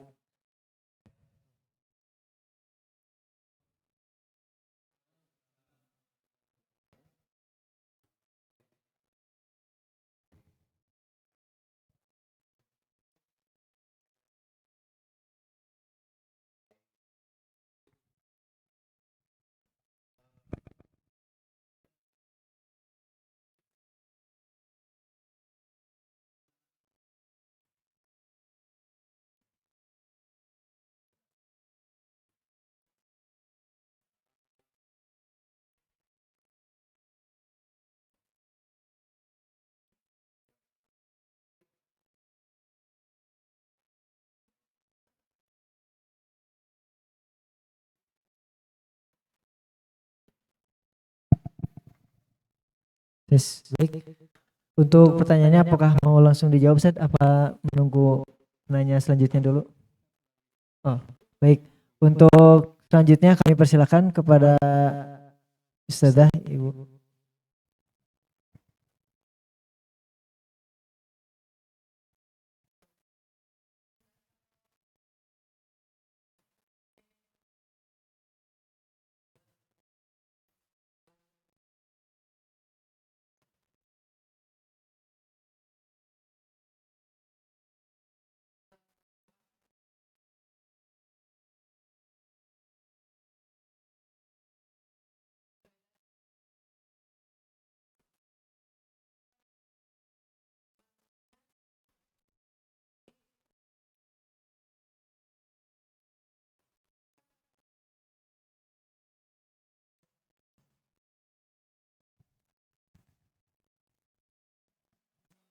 Tes.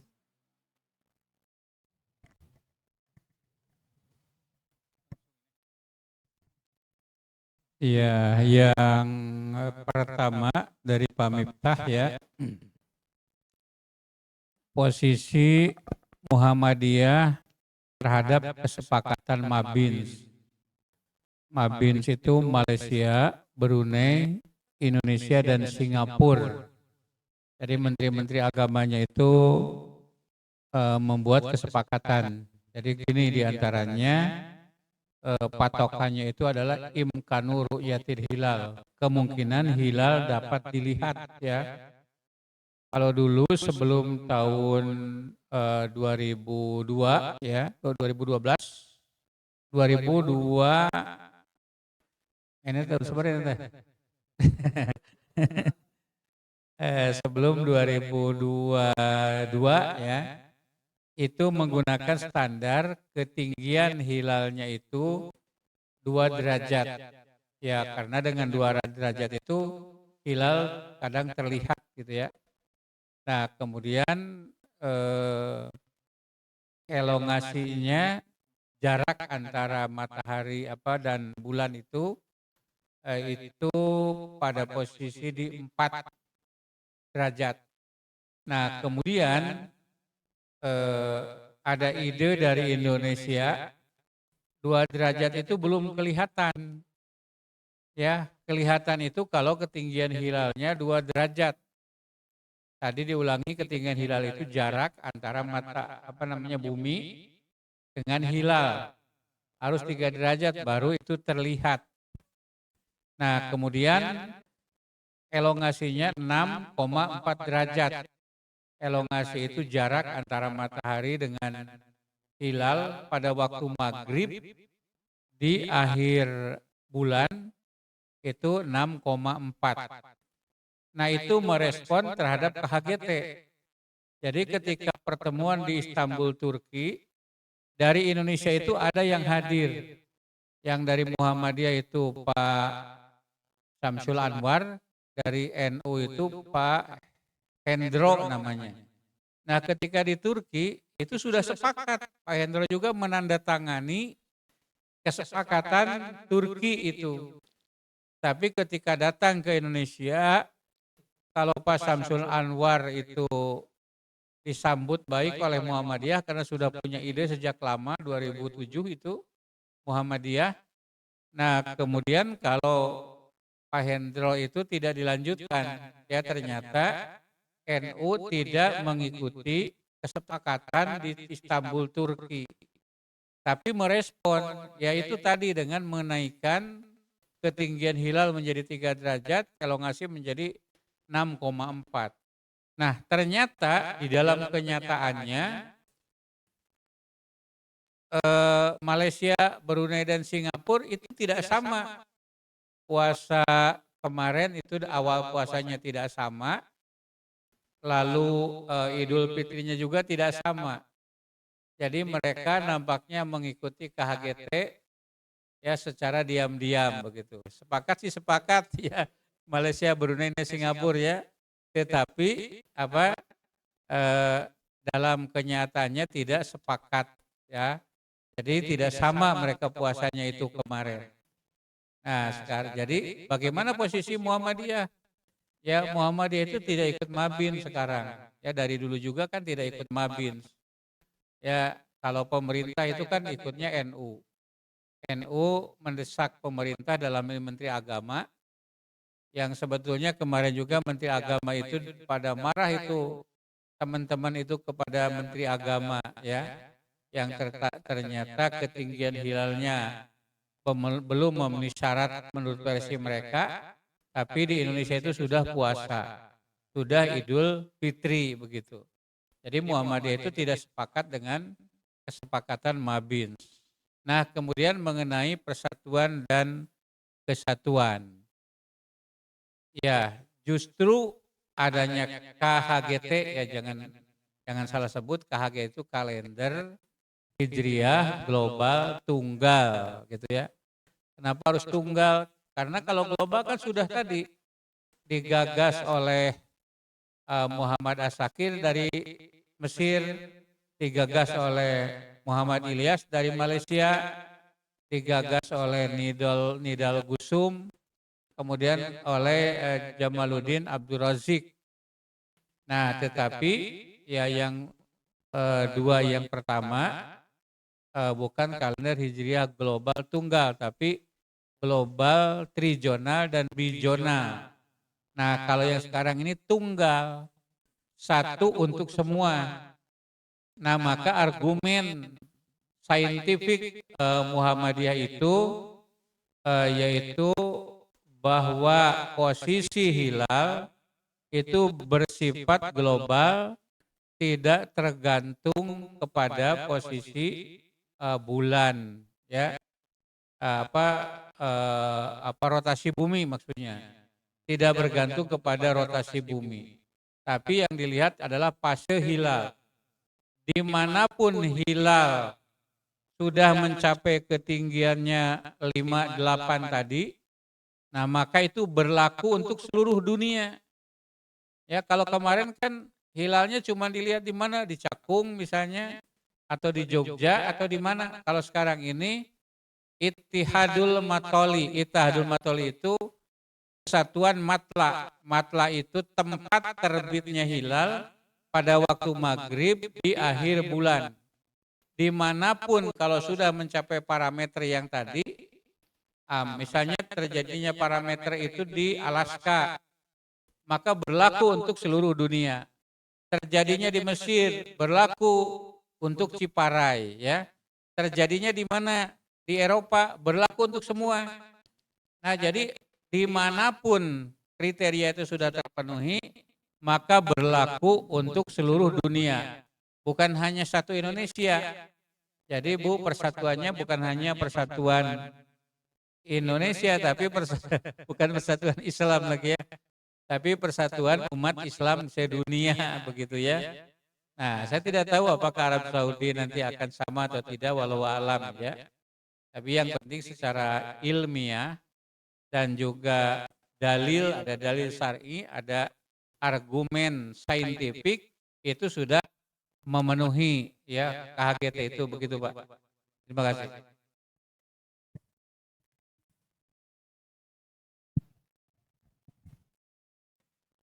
Baik, alhamdulillah pertanyaan pertama sudah dijawab. Untuk pertanyaan yang kedua yang ditujukan kepada pemateri yang kedua, yaitu bagaimana zakat bagi bayi yang masih dalam kandungan. Baik, bismillah. Nah, kalau kita lihat dalam hadis Nabi SAW yang diriwayatkan oleh Imam Bukhari itu, di sana kan disebutkan bahwa zakat itu wajib kepada yang tadi saya bacakan. Pertama alal abdi, jadi kepada seorang hamba sahaya. Kemudian al-hurri, yang merdeka. Az-zakari wal unsa, laki-laki atau perempuan. Was as-saghir wal kabir, anak kecil atau orang dewasa.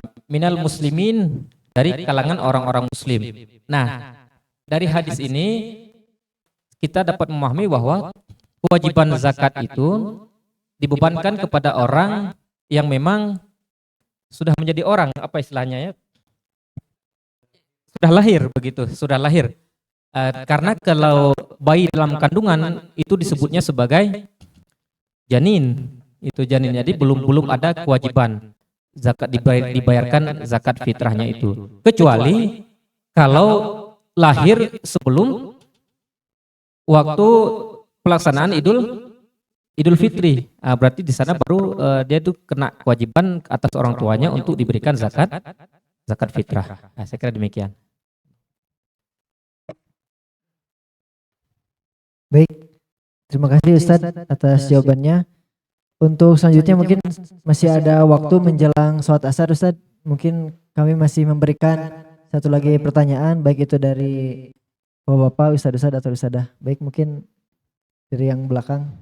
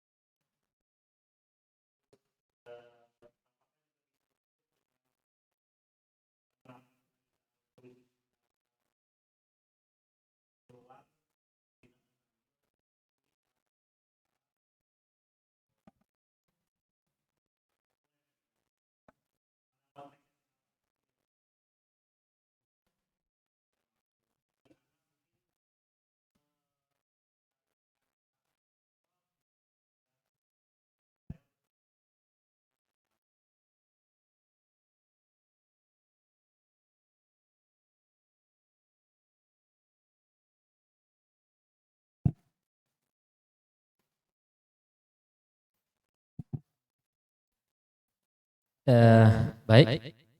Dan ini memang terkait dengan dinamika di lapangan begitu, Bapak Ibu.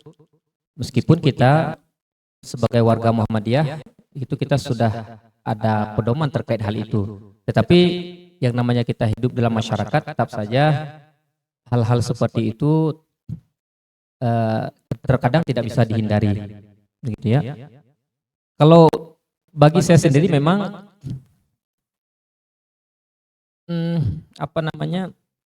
menghindari konflik ya. Menghindari konflik itu bagi saya lebih diperhatikan karena begini. Saya pernah punya pengalaman dulu di Lamongan, Jawa Timur gitu ya.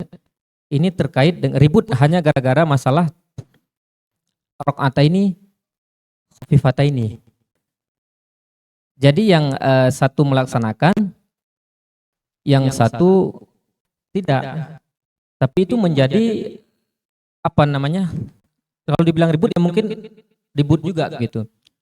Nah, maka pada akhirnya ada sebagian yang melaksanakan, ada sebagian yang tidak. Cuman yang menjadi tidak bagus pemandangannya, itu adalah ketika yang melaksanakan sholat iftitah itu melaksanakan, kemudian yang tidak melaksanakan, tetapi itu softnya terputus Jadi yang melaksanakan berdiri, yang tidak melaksanakan duduk. Jadi enggak mundur ke belakang. Begitu. Jadi kelihatannya kan kurang enak seperti itu. Tapi kalau menurut saya kalau memang yang ingin melaksanakan bisa saja misalnya maju, yang tidak melaksanakan mundur saja, itu saling memahami saja gitu ya. Nah ini saya kira apa namanya, dalam hal menghadapi hal-hal seperti ini memang agak berat begitu. Itu lumayan berat itu. Di satu sisi kita harus berpedoman kepada apa yang diputuskan oleh pimpinan kita dan itu harus kita taati, tetapi tidak bisa juga kita menutup mata bahwa yang namanya kita masyarakat itu penuh dengan dinamika. Itu menurut saya kira kalau saya sampaikan itu yang penting kita jangan apa namanya itu ya, ribut untuk masalah ini. Tapi saya kira warga Muhammadiyah untuk jumlah rakaat saya kira itu tidak ada persoalan. Terkait dengan jumlah tidak ada persoalan saya kira. 11 rakaat semuanya seperti itu. Hanya saja terjadi sedikit persoalan dalam masalah formasinya saja. Saya kira itu gitu ya. Mungkin Pak Haji Dudu mau menambahkan, dipersilakan. Ya, yang pertama mengenai sholat khofi patain ya. Ya, idza qoma ahadukum minal lail falyabtatih sholatahu biraqataini khofi pataini. Itu dalilnya di Bukhari sahih ya. Hanya ada berbeda pemahaman begini. Ada khofi patain itu kalau mau sholat setelah tidur dulu ya, dari kawan-kawan Persatuan Islam. Nah, tetapi kalau tarjih itu menetapkan baik setelah bangun tidur ataupun tidak bangun tidur ada sholat khofi patain. Jadi idza qoma ahadukum minal lail itu bukan bangun tidur tetapi untuk qiyamul lail. Qiyamul lail itu kan sholat malam. Qiyamul lail atau qiyamul Ramadan, kenapa dikatakan qiyamul lail? Karena dilaksanakannya pada malam hari. Kenapa disebut qiyamul Ramadan? Karena dilaksanakannya bulan Ramadan. Kenapa disebut tarawih? Karena sholatnya itu santai, tadi disebutkan ya. Wala tasal an husnihina wa tulihina. Jangan ditanya mengenai baiknya, bagusnya sholat Rasulullah dan panjangnya. Bahkan Umar bin Khattab, Utsman bin Affan, witirnya itu 30 juz, ya, satu kali witir gitu ya. Ya, dan paling lama Utsman itu 3 hari sekali tamatnya dalam sholat itu. Jadi saking witirnya tarawehnya itu santai dan panjangnya itu. Nah, kemudian dikatakan tahajud kalau dilaksanakannya setelah tidur. Ya, tarawih juga, tahajud juga, qiyamul lail itu. Kemudian waktunya boleh sepertiga malam pertama, sepertiga malam kedua atau sepertiga malam ketiga. Nah, kemudian yang menjadi pertanyaan tadi ada istilah atamah ya. Rasulullah itu yuhibul atamah, suka mengakhirkan pada sepertiga malam pertama, itu yang disebut dengan atama. Dan Rasul tidak suka ngobrol setelah sholat. Jadi makruh sholat maghrib setelah tidur dan makruh ngobrol setelah sholat isya gitu ya. Nah itu. Kemudian mengenai tasyahud awal, jadi kalau dikatakan putusan tarjih itu bukan, ya termasuk takbir zawaid itu bukan putusan tarjih. Saya mencari dari dulu mana putusan tarjihnya atau bahkan tanfiz tarjih PWM Jawa Barat itu tidak ada.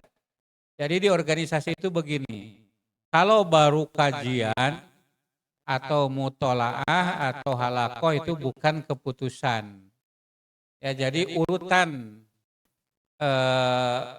tarjih itu begini, produk tarjih itu. Pertama, keputusan tarjih. Nah itu final and binding, ya, final dan mengikat gitu ya. Final mengikat bagi warga persyarikatan. Ya, itu yang pertama. Yang kedua, fatwa tarjih. Nah, fatwa tarjih itu boleh diikuti, boleh tidak, tapi lebih baik untuk diikuti. Seperti dalam tanya jawab agama itu belum putusan tarjih, baru fatwa tarjih. Kemudian sidang-sidang tarjih untuk perkara-perkara yang dimuat di dalam Syura Muhammadiyah itu baru fatwa tarjih. Kemudian yang ketiganya halaqah tarjih, baru diskusi, belum ada putusan. Itu bukan putusan Muhammadiyah gitu ya. Jadi harus nunggu dulu bagaimana cara mengambil keputusan.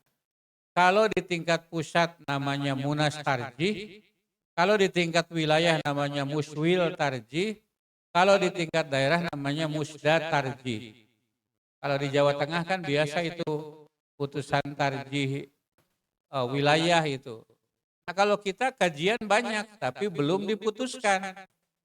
Coba mana itunya tuh apa namanya? Produk tarjih yang sudah menjadi keputusan. Itu kan tidak ada sejak dulu. Jadi kita administrasi keterjihan selama ini itu tidak disiplin organisasi. Baru diadakan kajian disebut putusan tarjih. Belum putusan tarjih itu, Pak. Termasuk tasawuf awal itu belum tuh putusan tarjih. Takbir zawaid itu belum putusan tarjih. Apalagi yang ada. Nah, itu belum putusan tarjih. Kalau mau menjadi keputusan tarjih harus muswil. Itu di dalam anggaran, di dalam pedoman PP tentang majelis tarjih dan tajdid itu ada ketentuannya. Nah, seperti itu Bapak sekalian. Kalau tadi Pak Usep tadi yang bertanya ya. Pak siapa? Oh, Pak Teguh. Tadi ada kaidah yang mengatakan al-khuruju minal hilab mustahabun. Keluar dari hilab itu mustahab. Daripada 4-4-3 rame terus antara tasawuf awal dengan tidak, ya sudah. 2-2-2-2 1 di putusan tadi yang lama 2-2-2-3. Yang terakhir 2-2-2-1. Nah, kemudian ada hopipatain. Ada hadis yang mengatakan la arkomanna sholata Rasulillah Shallallahu Alaihi Wasallam. Aku betul-betul menghitung jumlah rakaat sholat Nabi Muhammad. Sholat rakaataini, summa sholat rakaataini, summa sholat rakaataini, summa sholat rakaataini, summa sholat rakaataini, summa sholat rakaataini, summa sholat salasan. Ya, jadi 5 kali, kemudian 3 rakaat tuh. 2 rakaat. Lalu yang 2 pertama itu yang disebut dengan hopipatain. Ya, kemudian apakah boleh? Ini pertanyaan susulan mungkin ya. Kalau setelah sholat witir sholat lagi. Nah, jawabannya begini. Ada hadis yang mengatakan ij'alu akhira sholatikumul lail al-witro. Jadikanlah akhir sholat malammu itu witir. Jadi setelah sholat malam witir tidak ada lagi sholat setelah itu. Nah, tapi kalau mau sholat lagi, apakah sholat apa gitu ya? Apakah sholat apa yang ada di tarjih itu sholat hajat misalnya atau sholat yang lain ya sebelum habis waktu. Nah, itu harus sholat dulu 1 rakaat witir. Kemudian nanti diakhiri sholat witir. Nah, tapi ada di tarjih itu ternyata Nabi setelah sholat witir ada 2 rakaat. Nah, timbul pertanyaan. Ada yang mengatakan kalau itu mah sholat sunat qobla subuh. Ada lagi yang mengatakan itu sebelum fajar. Nah, kalaupun Nabi begitu, maka di dalam ulumul hadis ada ketentuan, ada kaidah ya. Bahwa yang menjadi pegangan adalah ucapannya, bukan perbuatannya. Ucapan Nabi itu apa? Ij'alu akhira sholatikumul lail al-witro. Perbuatan Nabi bagaimana? Tadi ada pernah setelah witir kok ada 2 rakaat. Ya, jadi yang dijadikan ikut pegangan itu adalah kauliyahnya, ucapannya begitu ya. Kalau mengikuti perbuatan kan repot. Ya, ajengan kiai kan aralus ngomong nama. Ya, tapi perbuatannya belum tentu apa? Belum tentu baik, makanya ajengan itu kalau pengajian jarang bawa istrinya. karena tahu aslinya istrinya itu begitu. Jarang bawa istrinya begitu Pak. Iya saya kira seperti itu Pak.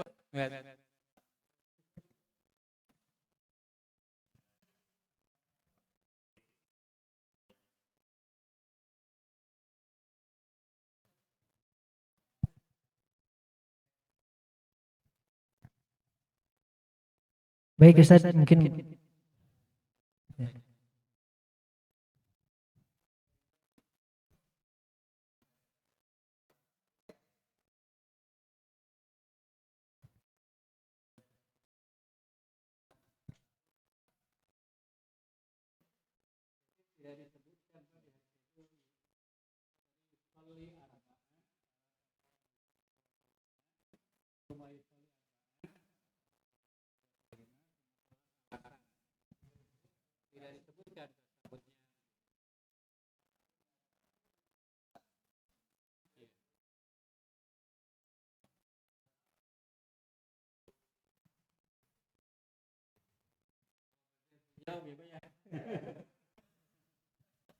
Begini, alasan apa tidak tasahud? Ya karena kalau ada tasahudnya dalam banyak hadis itu disebutkan apa mengenai tasahudnya itu sendiri. Jadi ada dalil umum, ada dalil khusus. Dalil umumnya apa? Fikulis nata ini pada setiap 2 rakaat itu ada duduk ada tasahud begitu ya. Nah itu untuk dalil umumnya itu ada di dalam Bukhari. Nah kemudian kehususannya ada, misalnya ketika sholat witir 9 rakaat sekaligus itu ada duduknya. Tetapi apakah duduknya itu duduk tasahud atau duduk karena kecapean begitu ya? Seperti halnya bangkit dari rakaat pertama, ada yang duduk dulu dan ada yang tidak, ada yang langsung begitu ya. Ada hadis yang mengatakan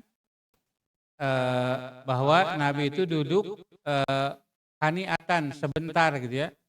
Nah, ada lagi hadis yang mengatakan ini qad baduntu ya. Badanku itu sudah besar. Jadi kalau langsung berdiri susah senti golepak gitu ya. Jadi duduk dulu. Nah, di sini kemudian terjadi hilaf di kalangan ulama. Di kalangan kita ada duduk dulu seperti itu.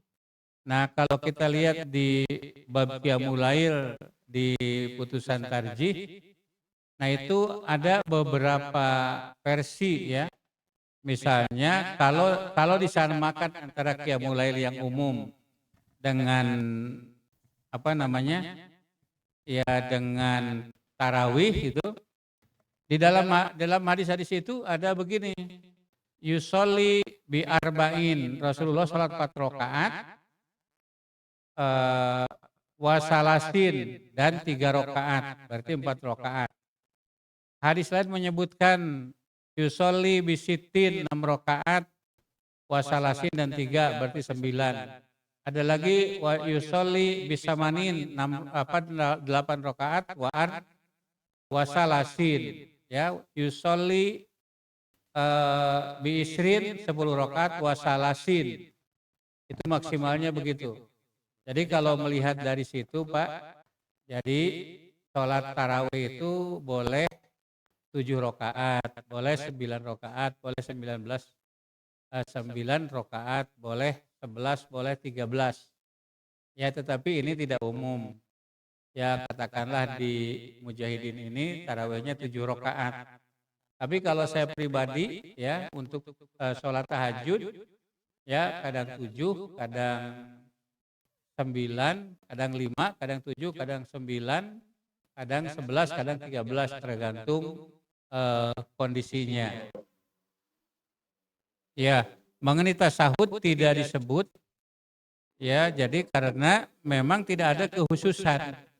Tapi ini menjadi perdebatan terus ya di kalangan kita terjadi perdebatan itu Pak. Kemudian yang 44 juga kemarin pagi saya membaca, ternyata ada yang menyatakan 443 itu bukan berarti 4 rakaat sekaligus, tapi dua rakaat salam, 2 rakaat salam. Kemudian istirahat dulu, 2 rakaat lagi, 2 rakaat lagi. Istirahat dulu, kemudian 3 rakaat. Jadi ini masih panjang, perlu kajian bagi kita semua, dikaji oleh tarjih, Pak. Ya, seperti itu. Terima kasih. Baik, mari kita beri tepuk tangan terlebih dahulu. Ustadz-ustadzah yang dirahmati Allah Subhanahu wa taala, kalau bukan karena batasan waktu mungkin diskusi kita sebenarnya inginnya terus berlanjut Ustadz. Akan tetapi karena waktu, meskipun nampaknya dari para peserta ini masih banyak pertanyaan atau bahan diskusi yang diajukan, maka insya Allah materi ini akan terus dikejar. Mungkin dalam arti kata banyak hal yang ingin kita pertanyakan, entah itu melalui grup WhatsApp atau lain sebagainya, sebagai persiapan kita dalam menghadapi problematik nanti dalam melaksanakan ibadah Ramadan seperti itu. Alhamdulillah, kajian rutin halaqah tarjih pada kesempatan kali ini yaitu problematik keputusan tarjih Muhammadiyah tentang ibadah Ramadan telah selesai dilaksanakan. Semoga apa yang kita pelajari, apa yang kita dengar bisa menjadi bekal kita semua, terkhusus di bulan Ramadan nanti, dan bisa disampaikan kepada jamaah masyarakat Muhammadiyah secara khusus. Mungkin itu saja yang bisa kami sampaikan. Kurang lebihnya mohon dimaafkan. Nun wal qalami wa ma yasturun. Wassalamualaikum warahmatullahi wabarakatuh.